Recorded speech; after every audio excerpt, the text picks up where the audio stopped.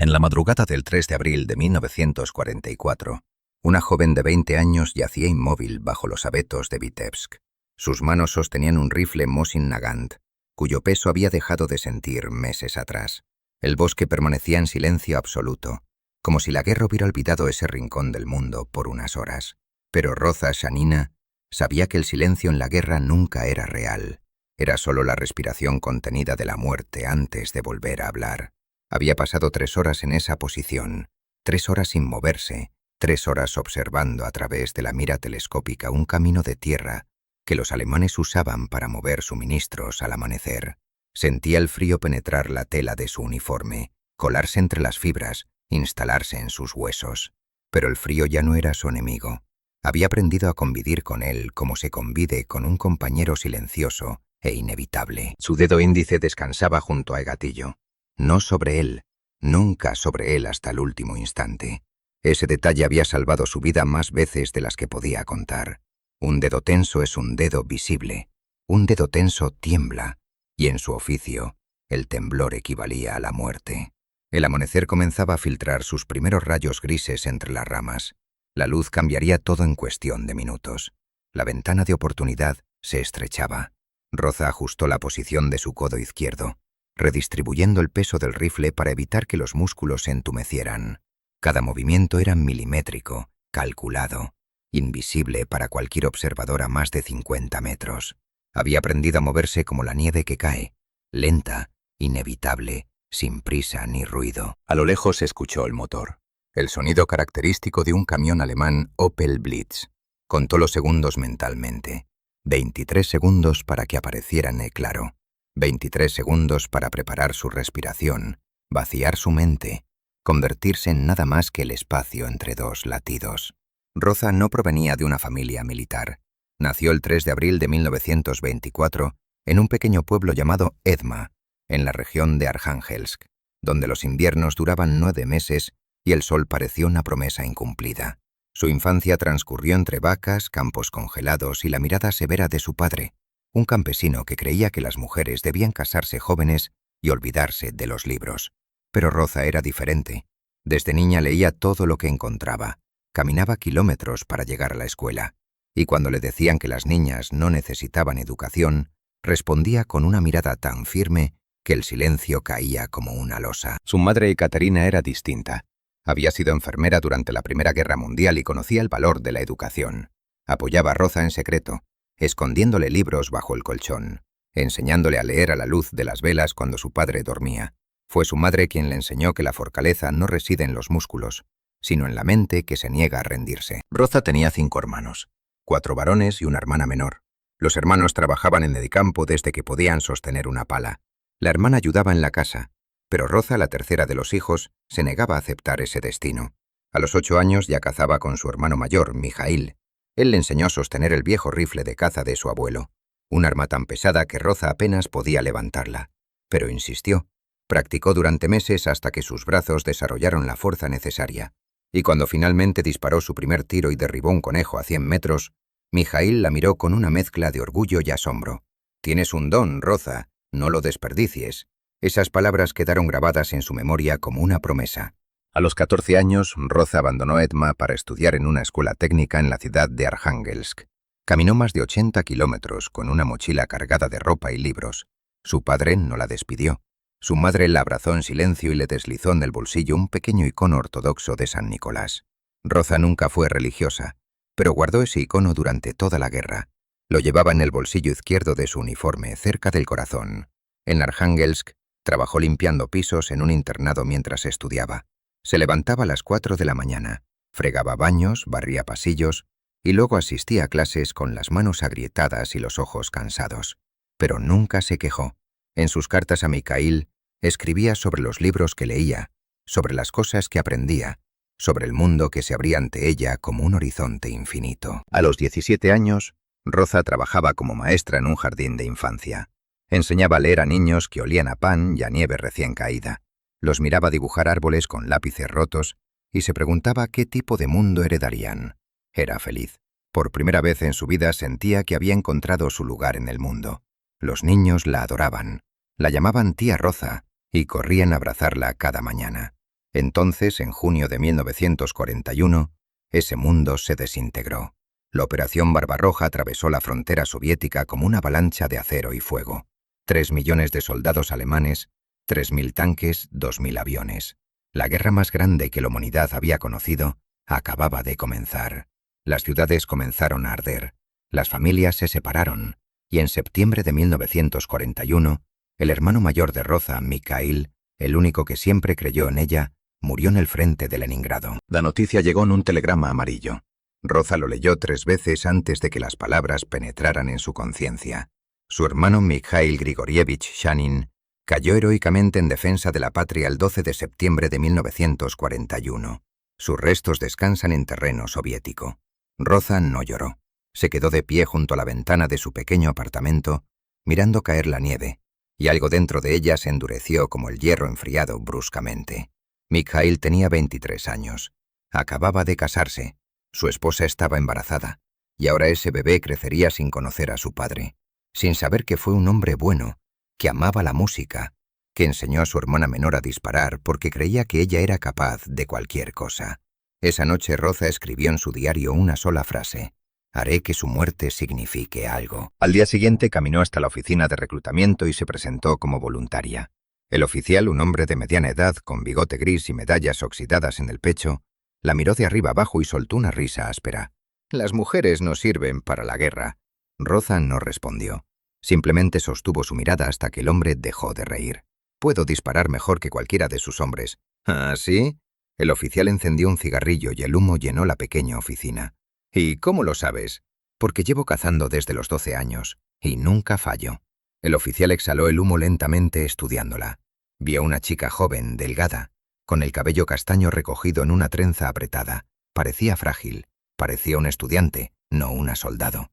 Pero había ego en sus ojos, una dureza que no correspondía con su edad, una determinación que no se podía fingir. «Vuelve a tu casa, niña. Esta guerra no es lugar para ti». Roza no se movió. «Mi hermano murió en Leningrado. No tengo intención de volver a casa hasta que esta guerra termine». El oficial la rechazó 3 veces. La 4ª vez Roza llegó con una carta de recomendación firmada por el comisario local, quien había visto su habilidad durante las prácticas de tiro obligatorias. Además trajo un certificado del club de tiro de Arjángelsk que mostraba que había obtenido la calificación más alta en 3 competencias consecutivas. El oficial leyó los documentos, miró nuevamente a Roza y finalmente firmó los papeles de reclutamiento con un suspiro resignado. «No digas que no te advertí». Finalmente, en abril de 1943, Roza fue admitida en la Escuela Central de Mujeres Francotiradoras de Podolsk, a las afueras de Moscú. Fue uno de los momentos más extraños de su vida. Después de meses de rechazo, de ser tratada como una niña ingenua, que no entendía lo que significaba la guerra, finalmente estaba rodeada de mujeres que pensaban exactamente como ella. Allí conoció a otras jóvenes como ella, chicas de pueblos pequeños, hijas de campesinos, obreras, estudiantes que habían dejado atrás todo lo que conocían para convertirse en algo que la mayoría del mundo consideraba imposible: francotiradoras de combate. Conoció a Kaleria Petrova, una chica de Stalingrado que había visto a su familia morir en un bombardeo.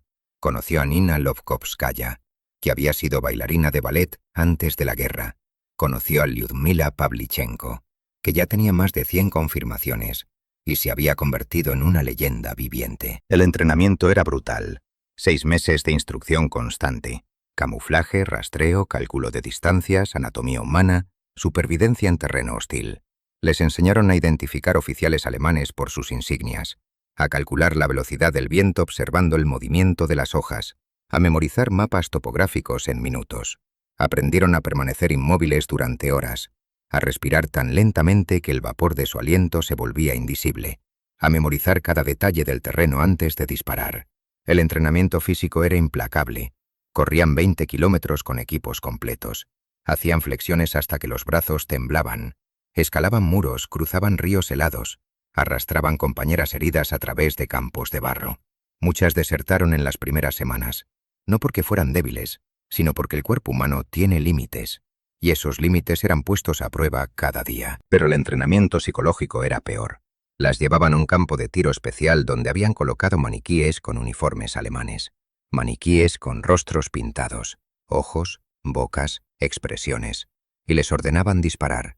Algunas chicas vomitaban después. Otras lloraban en silencio por las noches, porque sabían que pronto esos maniquíes serían hombres reales, hombres que sangrarían, hombres que gritarían, hombres que nunca volverían a casa. Roza sobresalió de inmediato, no por ser la más fuerte, sino por ser la más paciente. Mientras otras tiraban del gatillo con ansiedad, ella esperaba hasta que cada factor, viento, humedad, distancia, movimiento, se alineaba perfectamente. Y entonces disparaba, y nunca fallaba. Su instructora, la sargento Krasnikova, una veterana de 32 años con una cicatriz que le cruzaba la mejilla izquierda, la observaba con interés creciente. Un día después de una sesión de tiro particularmente impresionante, la llamó aparte. «Janina, ¿por qué estás aquí?» Roza parpadeó confundida por la pregunta. «Para luchar, camarada sargento». «No, dime la verdad. ¿Por qué estás realmente aquí?» Roza bajó la mirada. Pensó en Mikhail, en su risa, en la forma en que le revolvía el pelo cuando era niña, en la última carta que le envió, donde decía que estaba orgulloso de ella por convertirse en maestra. «Mi hermano murió en el frente. Quiero que su muerte signifique algo». La sargento Krasnikova asintió lentamente. «Todas estamos aquí por razones similares. Todas hemos perdido algo. Pero déjame decirte algo, Janina. La venganza te hará disparar el primer tiro, pero no te mantendrá viva. Si quieres sobrevivir, necesitas recordar que cada alemán en tu mira también es el hermano de alguien. Eso no significa que no lo mates. Significa que lo haces con respeto, con precisión, sin odio, porque el odio te hará descuidada. Y la descuidada en este trabajo significa muerta». Esas palabras se grabaron en la mente de Roza. Y más tarde en el frente, cuando miraba a través de la mira telescópica y veía el rostro de un soldado alemán, siempre recordaba, es el hermano de alguien, pero también es el enemigo que debe morir para que esta guerra termine. En octubre de 1943, Roza fue enviada al frente del Báltico, su primera misión real, su primer alemán en la mira. Recuerda ese momento con una claridad que la perseguirá hasta el final. Estaba posicionada en las ruinas de una granja abandonada, a unos 500 metros de una carretera que los alemanes usaban para mover tropas. Era temprano en la mañana. La niebla todavía cubría el suelo como un manto blanco. Y entonces lo vio. Un soldado alemán de unos 30 años parado junto a un camión, fumando un cigarrillo. Llevaba el casco ligeramente inclinado hacia atrás. Sonreía mientras hablaba con otro hombre. Tenía el rostro bronceado por el sol, arrugas alrededor de los ojos. Parecía humano. Parecía alguien que tenía una familia esperándolo en casa. Y por un instante, Roza dudó. Su dedo descansaba sobre el gatillo, pero no podía apretar. Veía al hombre reír. Veía cómo exhalaba el humo del cigarrillo. Veía la forma en que gesticulaba con las manos mientras hablaba. Era una persona con sueños, miedos, recuerdos. Entonces, desde algún lugar profundo de su memoria, escuchó la voz de Mikhail. No las palabras exactas, sino la esencia de lo que siempre le había dicho. «Tienes un don, Roza. No lo desperdicies». Y apretó el gatillo. El disparo resonó en el aire frío de la mañana. El hombre cayó antes de que el sonido llegara a sus oídos. Sus compañeros gritaron, corrieron, buscaron refugio. Algunos dispararon al azar hacia los árboles, pero Roza ya estaba moviéndose hacia otra posición.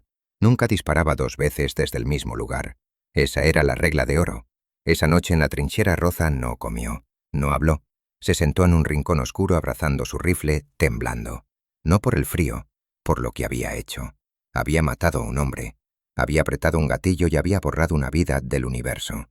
Y lo peor de todo era que había sido fácil. Demasiado fácil. Valeria Petrova se sentó a su lado. No dijo nada durante varios minutos. Simplemente se quedó allí, en silencio. Finalmente habló. «El primero es el más difícil. Después, no es que se vuelva más fácil. Solo te vuelves más vacía». Roza la miró. «¿Alguna vez desaparece la imagen?» «No, pero aprendes a vivir con ella. Como aprendes a vivir con el frío, con el hambre, con el miedo, se convierte en parte de ti». Durante los meses siguientes, Roza acumuló confirmaciones con una precisión que asombraba incluso a los veteranos. 10, 20, 30, 54 muertes confirmadas. Pero lo que realmente la distinguía no era la cantidad, sino la técnica. Roza dominaba el disparo doble, una técnica avanzada que consistía en eliminar a 2 enemigos con 2 disparos consecutivos en menos de 3 segundos. La técnica requería años de práctica, control muscular absoluto y cálculos instantáneos que desafiaban la lógica. Mientras otros francotiradores necesitaban reposicionar, recargar y recalcular, Roza ejecutaba el segundo disparo casi instantáneamente. Respiración controlada, movimiento mínimo, cálculo automático. Era como si su cuerpo y el rifle fueran una sola cosa. El secreto estaba en la biomecánica. Después del primer disparo, el retroceso del rifle empujaba el hombro hacia atrás. La mayoría de los tiradores perdían la alineación de la mira. Roza había entrenado su cuerpo para absorber el retroceso sin perder el contacto visual con el objetivo. Su hombro cedía ligeramente, amortiguando el impacto, mientras sus manos ya estaban moviendo la palanca del cerrojo, expulsando el cartucho vacío e introduciendo uno nuevo. Todo en un movimiento fluido que duraba menos de un segundo. Hubo un día en particular cerca de la ciudad de Vilnius que su comandante recordaría durante décadas. 3 soldados alemanes corrían en formación dispersa, intentando cruzar un claro abierto para alcanzar una trinchera. Distancia, aproximadamente 400 metros. Movimiento lateral irregular. Ventana de oportunidad, menos de 10 segundos. Roza respiró hondo. Exhaló hasta vaciar los pulmones a la mitad. Su corazón latía 60 pulsaciones por minuto. Esperó el espacio entre 2 latidos y disparó. El primer soldado cayó. El segundo giró confundido buscando el origen del disparo. Roza ya había recargado. Segundo disparo. El hombre cayó. El tercero corrió más rápido en zigzag, presa del pánico. Roza calculó la trayectoria, anticipó el movimiento, disparó adelante de donde el hombre estaba corriendo. El soldado corrió directamente hacia la bala, cayó a 3 metros de la trinchera. El comandante, el mayor Degtyaryov, bajó los binoculares lentamente. Su mano temblaba ligeramente. Se volvió hacia el suboficial que estaba a su lado. ¿Diste eso? Sí, camarada mayor. Eso no es posible. Lo sé, camarada mayor. Pero Roza no estaba escuchando. Ya estaba cambiando de posición, arrastrándose a través del barro y la nieve hacia otro punto de observación. En su mente no había gloria, solo números. 3 alemanes menos. 3 enemigos que no matarían soldados soviéticos. 3 vidas intercambiadas por cuántas otras. La matemática de la guerra era cruel, pero simple. Sin embargo, lo que muchos no vieron fue el precio que pagaba cada noche.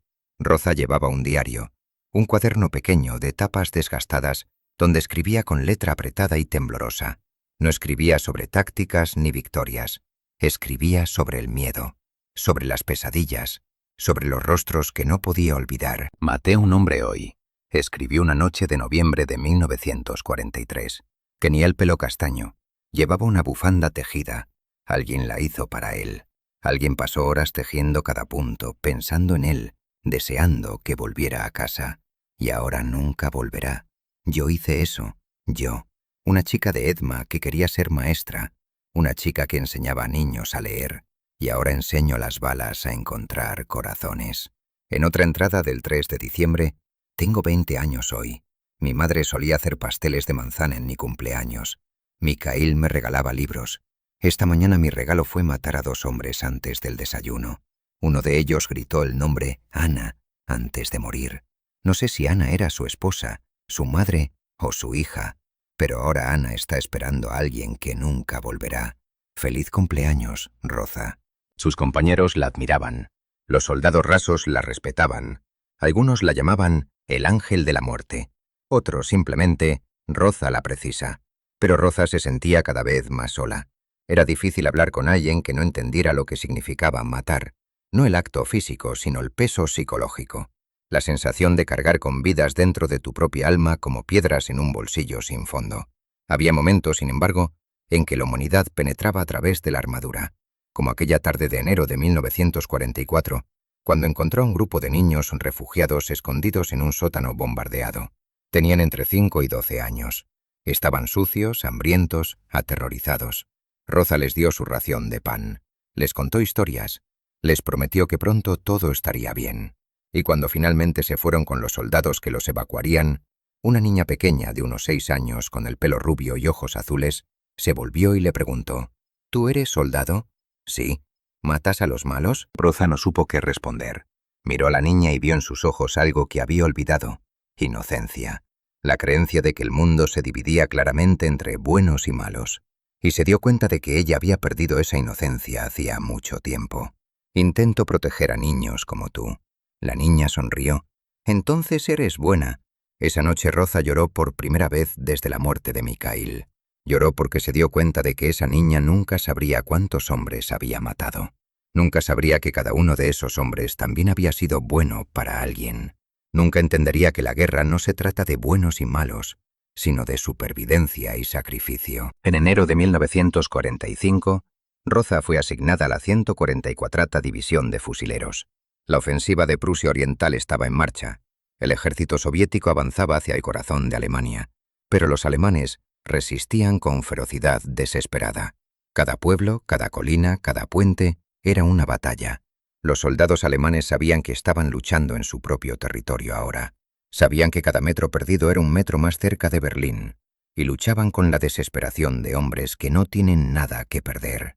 Roza ya no llevaba la cuenta de cuántos días llevaba sin dormir más de 3 horas seguidas.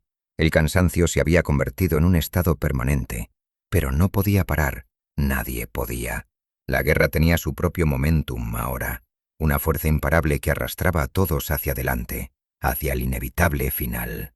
Durante esas semanas, Roza escribió menos en su diario. Cuando lo hacía, las entradas eran breves, fragmentadas. 17 de enero, 6 confirmaciones. Nevó toda la noche, mis manos sangran. 21 de enero, perdimos a Caleria, mina. No encontraron suficiente de ella para enterrar. 25 de enero, ya no recuerdo cómo se siente no tener miedo. El 27 de enero de 1945, su unidad se encontraba cerca del pueblo de Richow, en Prusia Oriental. La misión era simple en teoría, asegurar una posición elevada para permitir el avance de la artillería. Pero las posiciones alemanas estaban bien fortificadas. Había nidos de ametralladoras, morteros y francotiradores enemigos que conocían el terreno. Roza estaba posicionada en las ruinas de un granero, cubriendo el avance de un grupo de artilleros que intentaban instalar un cañón antitanque en una colina.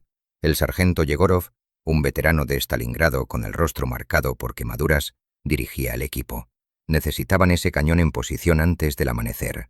Los alemanes estaban moviendo tanques hacia el sector. Sin ese cañón la línea colapsaría. La nieve caía con fuerza, reduciendo la visibilidad a menos de 200 metros. Pero Roza había aprendido a disparar en la nieve. La nieve no era su enemiga, era su aliada. La nieve amortiguaba el sonido. La nieve ocultaba el destello del disparo. La nieve era una cortina blanca detrás de la cual podía trabajar sin ser vista. Durante 2 horas, mantuvo a raya a los alemanes. Cada vez que un soldado intentaba flanquear la posición de los artilleros, Roza lo eliminaba. 1, 2, 3, 4. Perdió la cuenta. Sus manos sangraban por el frío. Los dedos estaban entumecidos. Tenía que soplar sobre ellos cada pocos minutos para mantener la circulación. El rifle temblaba ligeramente cada vez que disparaba, como si también estuviera cansado. Entonces uno de los artilleros cayó. Un disparo de francotirador alemán le atravesó el hombro. El hombre gritó, se desplomó junto al cañón. Era Nikolai Belov, un chico de 19 años de Moscú que siempre hablaba de su novia, Svetlana, y había mostrado su foto a Roza una semana antes. Una chica bonita con pelo oscuro y una sonrisa tímida. Sus compañeros intentaron arrastrarlo, pero el fuego enemigo era demasiado intenso. Las balas silbaban sobre sus cabezas, astillaban la madera del cañón, levantaban pequeñas nubes de nieve. Si no lo movían en los próximos segundos, sangraría hasta morir. Ya se podía ver la mancha roja expandiéndose en la nieve. Roza observó la situación, calculó las distancias. El francotirador alemán estaba escondido en las ruinas de una casa a unos 300 metros. Posición elevada, buena cobertura. Era bueno, muy bueno. Había estado cazando a los artilleros durante horas sin que nadie pudiera localizarlo. Pero Roza lo había encontrado, no por verlo, sino por entender cómo pensaba. Ella era francotiradora, conocía los principios, línea de visión clara, protección contra el viento, ruta de escape fácil. Había solo 3 lugares en esas ruinas que cumplían todos los criterios, y había visto un destello de movimiento en uno de ellos 5 minutos antes. Apuntó, respiró, esperó, y entonces vio el destello otra vez, el más mínimo movimiento de una silueta contra la nieve. Disparó. Silencio. 5 segundos. 10. Ningún disparo más desde las ruinas.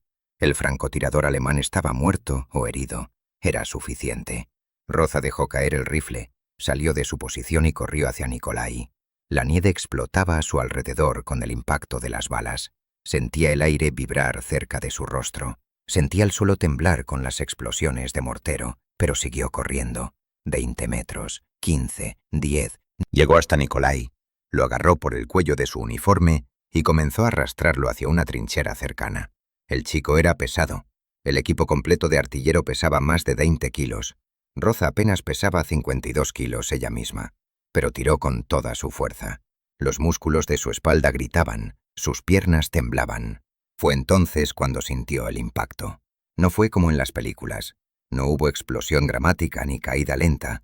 Fue un golpe seco, brutal, como si alguien le hubiera clavado un hierro candente en el abdomen. Sus piernas dejaron de responder. Cayó de rodillas, todavía aferrando a Nikolai. Intentó levantarse. No pudo. Otro impacto. Este en el pecho. Su visión se llenó de puntos negros. El mundo comenzó a girar. El dolor no se podía describir.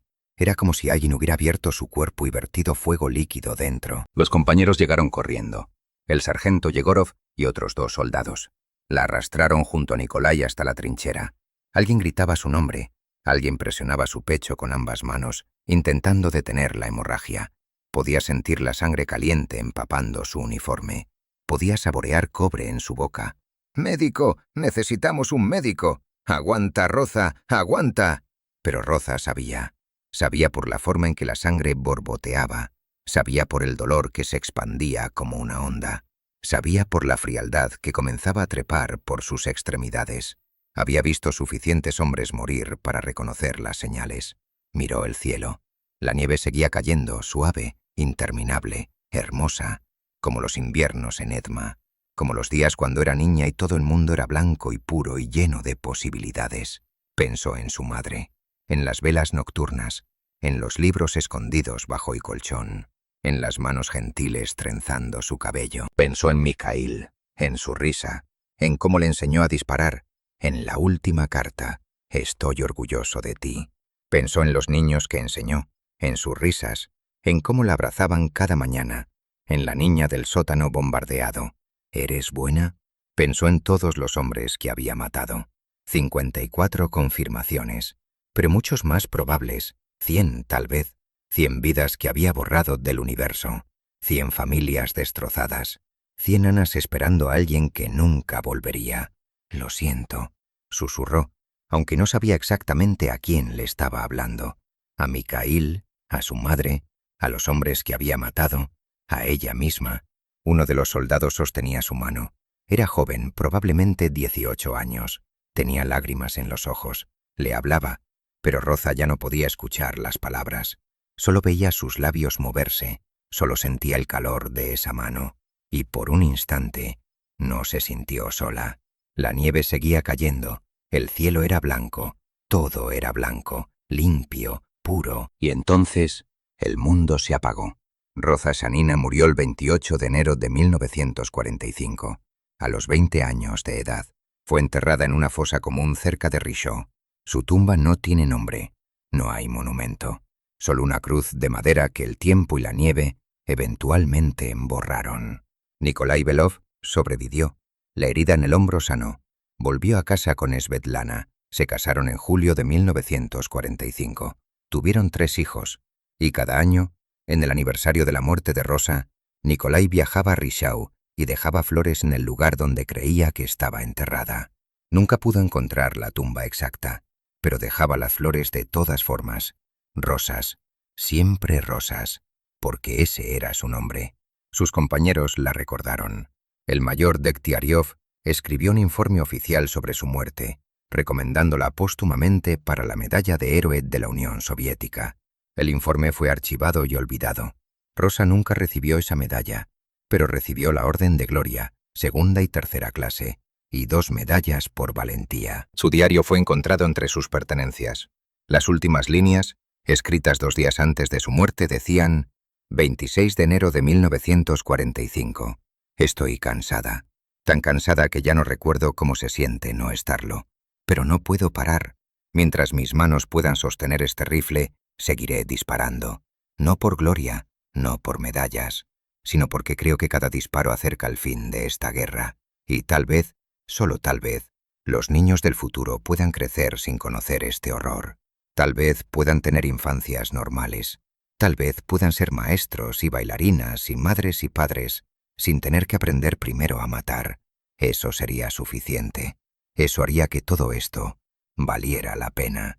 Después de la guerra, su historia fue olvidada durante décadas. La Unión Soviética prefería héroes masculinos, figuras monumentales que encajaran en la narrativa oficial.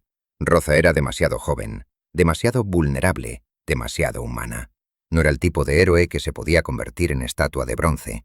No había muerto en una batalla épica. No había detenido sola a un ejército. Simplemente había muerto salvando a un compañero herido. Y en la escala de la guerra, eso parecía pequeño. Pero su nombre resurgió en los años 90, cuando se desclasificaron archivos militares y su diario fue publicado. Las palabras de esa chica de 20 años, escritas con letra temblorosa bajo la luz de velas en trincheras heladas, tocaron algo profundo en quienes las leyeron. No eran palabras de propaganda, eran palabras de una persona real, enfrentando el infierno con dignidad, miedo y una valentía que no pedía reconocimiento. Un historiador militar ruso, el profesor Andrei Kolosov, dedicó años a investigar su historia. Viajó a Edma, entrevistó a los pocos vecinos que todavía la recordaban. Encontró a la hermana de Roza, Vera, que tenía 83 años y vivía en un pequeño apartamento en Arjángelsk. Vera lloró cuando Kolosov le mostró el diario de su hermana. Nunca supe que escribía tanto. Nunca supe que sufría tanto. ¿Alguna vez habló de la guerra? Una vez. Vino de permiso en diciembre del 44. Se quedó 3 días. No habló mucho. Solo se sentaba junto a la ventana mirando la nieve. Una noche me desperté y la encontré llorando. Le pregunté qué pasaba. Dijo: «He hecho cosas terribles, Vera. Cosas que no puedo deshacer». Le dije que estaba luchando por su país. Dijo: «No es tan simple. Nada es tan simple». Kolosov también encontró a varios veteranos que habían servido con Rosa. Uno de ellos, Piotr Sokolov, que había sido soldado raso en la 144 División, tenía 91 años cuando Kolosov lo entrevistó. Era pequeña, delgada. Parecía que una ráfaga de viento podría llevársela, pero cuando tomaba ese rifle, se transformaba. Era como ver a alguien convertirse en piedra, inmóvil, fría, perfecta. Y cuando disparaba, Dios mío, cuando disparaba, nunca fallaba, nunca. ¿La respetaban los hombres? Al principio no. Al principio la veían como una novedad, una curiosidad. Pero después de Vilnius, después de que salvó a toda una compañía eliminando 3 nidos de ametralladoras en 15 minutos, después de eso, todos la respetaban. Algunos la amaban. Y cuando murió, hombres de 40 años lloraron como niños, porque sabían que ella había dado su vida por uno de nosotros. No tenía que hacerlo. Podría haberse quedado en su posición, segura, viva, pero no lo hizo. Hoy en Arjángelsk hay un pequeño museo dedicado a su memoria. En una de las vitrinas se exhibe su rifle Mosin Nagant. El metal está oxidado. La madera del cañón muestra las marcas del tiempo. Pero si te acercas lo suficiente, todavía puedes ver las iniciales que Roza grabó con un clavo en la culata. R.S. También están sus cartas, su diario, una fotografía de ella en uniforme tomada en el verano de 1944. En la foto Roza mira directamente a la cámara, no sonríe. Sus ojos son oscuros, cansados. Pero hay algo en ellos, una determinación, una fuerza tranquila. La mirada de alguien que ha visto el infierno y decidió que valía la pena atravesarlo. En 2004, en el 60º aniversario de su muerte, el gobierno ruso finalmente le otorgó el título de héroe de la Federación Rusa. La medalla fue entregada a Vera, su hermana. Vera tenía 92 años entonces. Sostuvo la medalla en sus manos temblorosas y dijo: «Roza nunca quiso medallas. Solo quería que la guerra terminara. Solo quería que los niños pudieran crecer en paz». Esas 2 letras, RS, grabadas en un rifle oxidado en un museo polvoriento, son todo lo que queda físicamente de ella. Pero su legado no está en museos ni en libros de historia. Está en cada mujer que alguna vez fue subestimada y demostró que la fuerza no se mide en músculos, sino en voluntad. Está en cada persona que eligió actuar cuando todos los demás dijeron que era imposible. Roza Shanina no murió porque fuera invencible. Murió porque era humana. Y esa humanidad, esa capacidad de sentir miedo y aún así seguir adelante, es lo que la convierte en alguien digno de recordar. El viento sigue soplando en los bosques de Prusia Oriental. La nieve sigue cayendo cada invierno, cubriendo las colinas donde miles murieron. Y en algún lugar bajo esa nieve, sin nombre ni monumento, descansa una joven de 20 años que alguna vez fue maestra, que amaba leer, que soñaba con un mundo mejor, y que por un breve y terrible momento se convirtió en la muerte perfecta para defender ese sueño. Su historia no termina con su muerte. Termina con cada persona que lee su diario y decide que vale la pena luchar por algo más grande que uno mismo. Termina con cada joven que se niega a aceptar que su género, su origen o su edad definen lo que puede lograr. Termina con cada niño que aprende a leer y se pregunta quién fue la mujer en esa fotografía en blanco y negro, con ojos cansados pero firmes, sosteniendo un rifle tan largo como ella. Esa mujer fue Roza Shanina. Y su nombre merece ser recordado no como un símbolo, sino como una verdad, que incluso en el infierno, la dignidad humana puede brillar con la fuerza de un disparo certero atravesando la oscuridad. En 2015, un grupo de estudiantes rusos creó un documental sobre las francotiradoras soviéticas. Entrevistaron a historiadores, veteranos, familiares, y al final del documental, una de las estudiantes, una chica de 18 años llamada Ania, dijo algo que resume perfectamente el legado de Roza. Cuando pienso en Roza Shanina, no pienso en los hombres que mató, pienso en el hombre que salvó, pienso en Nikolai Bilov, que volvió a casa, se casó, tuvo hijos. Esos hijos tuvieron hijos, y esos hijos también tendrán hijos. Toda una línea de vidas que existen porque una chica de 20 años decidió que una vida valía más que la suya. Eso es lo que significa ser héroe. No matar a muchos, sino salvar a uno. Y tal vez esa sea la lección final de la historia de Roza Shanina, que la guerra no se mide en victorias ni en derrotas, sino en las vidas que tocamos, en las decisiones que tomamos cuando nadie está mirando, en los momentos en que elegimos la compasión sobre la seguridad, el sacrificio sobre la supervivencia. Roza Shanina tenía 20 años cuando murió. 20 años. La misma edad en que la mayoría de las personas apenas están comenzando a entender quiénes son.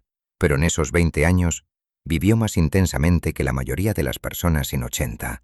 Amó, perdió, luchó, mató, salvó, sufrió, y al final, dio todo lo que tenía para que otro pudiera vivir. Eso no es solo valentía. Eso es humanidad en su forma más pura.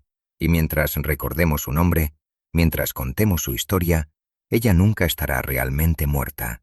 Vivirá en cada palabra escrita sobre ella, en cada persona inspirada por ella, en cada acto de coraje que su memoria inspira. La nieve sigue cayendo en Risho. El viento sigue soplando. Y en algún lugar bajo esa tierra helada, una joven de 20 años descansa en paz, sabiendo que su último acto tuvo significado, que su vida breve pero intensa cambió el mundo de alguien, y que eso, al final, fue suficiente.